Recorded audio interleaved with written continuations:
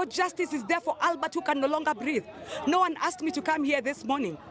I came under my own will because Albert cannot stand this day to testify in court. If Albert did a mistake, let him testify in court. That's why we have court. Okay. Let him testify in court.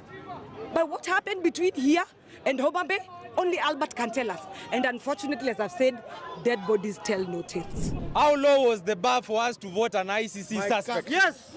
In consecutive terms, ICC suspect number 1 Uhuru, ICC suspect number 2 Ruto. Yes. I am not. Mtazamaji wetu karibu tena sana hapa ni kwa DNTV tukupatia vitu zote trendy. Leo tunataka kuzungumzia kuhusu habari ya huzuni sana ya kifo cha Albert Ojwang, mpenzi wa mitandao ya kijamii pamoja na mwalimu. Albert Ojwang alikamatwa mnamo Juni tarehe 7 mwaka 2025 nyumbani kwake huko Kakot, kaunti ya Homa Bay na maafisa wa DCI kwa tuhuma za kuchapisha taarifa za uongo kuhusu afisa mkuu wa polisi kwenye mitandao wa kijamii X, hapo zamani Twitter.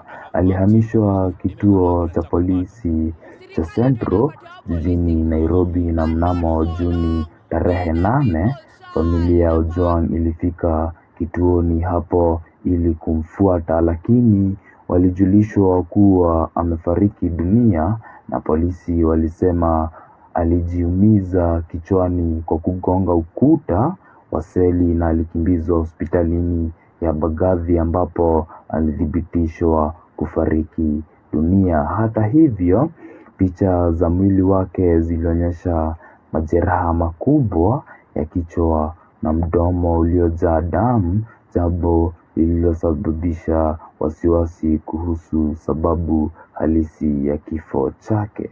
Idara ya polisi ya kitaifa NPS ilitangaza kuwa OCS wa kituo cha Central na maafisa wote waliokuwa zamu siku wa kifo cha Ojwang wamewekwa kando ili kuruhusu uchunguzi huru na wa haki na mamlaka ya uchunguzi wa polisi IPOA. Hata hivyo, baadhi ya wanaharakati wanashuku kuwa hatua hii ni ya kisiasa na kwamba wahusika wakuu hawajachukuliwa hatua.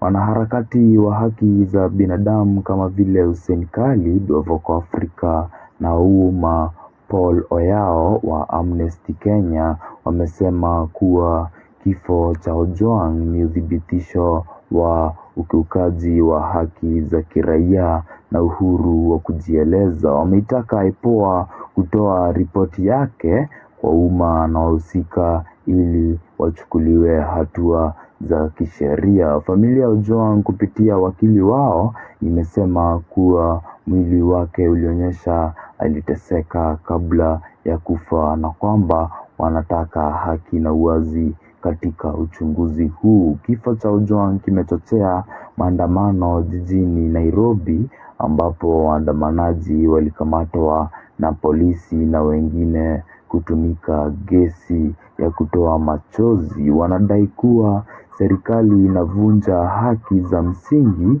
za wananchi na wanataka hatua kali dhidi ya maafisa wa polisi wanaohusika na ukiukaji wa haki za binadamu. Kifo cha Albert Ojwang kimeibua mjadala mkubwa kuhusu uhuru wa kujieleza, uwajibikaji wa polisi na haki za binadamu nchini Kenya. Wananchi wanahitaji kuona hatua halisi dhidi ya wanaohusika ili kurejesha imani katika taasisi za usalama na haki. Kwa sasa uchunguzi unaendelea na familia ya wanaharakati na wananchi wanatarajia kupata majibu ya maswali kuhusu kifo hiki cha kusikitisha.